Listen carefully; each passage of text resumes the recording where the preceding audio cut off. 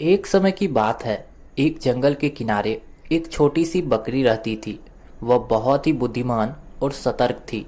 जंगल में अक्सर शेर का डर रहता था, लेकिन बकरी अपनी समझदारी से हमेशा खुद को सुरक्षित रखती थी। बकरी अपने लिए घास चरने के लिए दूर दूर तक जाती थी, लेकिन वह हमेशा अपनी आंखें और कान खुले रखती थी। उसने जंगल के सभी सुरक्षित रास्तों को याद कर लिया था।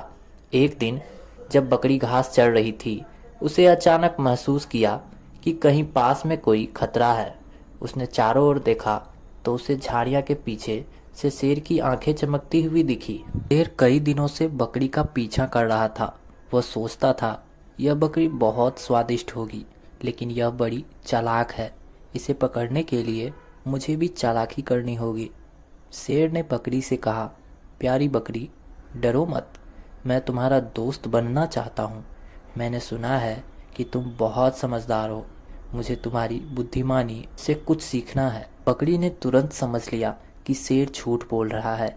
उसने मन ही मन एक योजना बनाई। वह बोली, शेर महाराज, यह तो बहुत अच्छी बात है।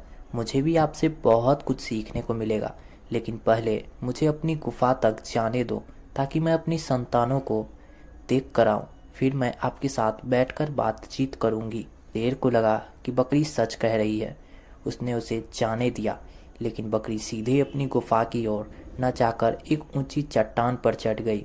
वहां से उसने शेर को देखा और जोर से हंसकर बोली, महाराज, मैं आपकी बातों में आने वाली नहीं हूँ। आपने मुझे धोखा देने की कोशिश की, लेकिन यह इतना आसान नहीं है। अब आप यहाँ से चले जाएं। शेर को बकरी की चालाकी का अंदाजा हो गया। वह गुस्से से दहाड़ा, लेकिन कुछ कर नहीं सका।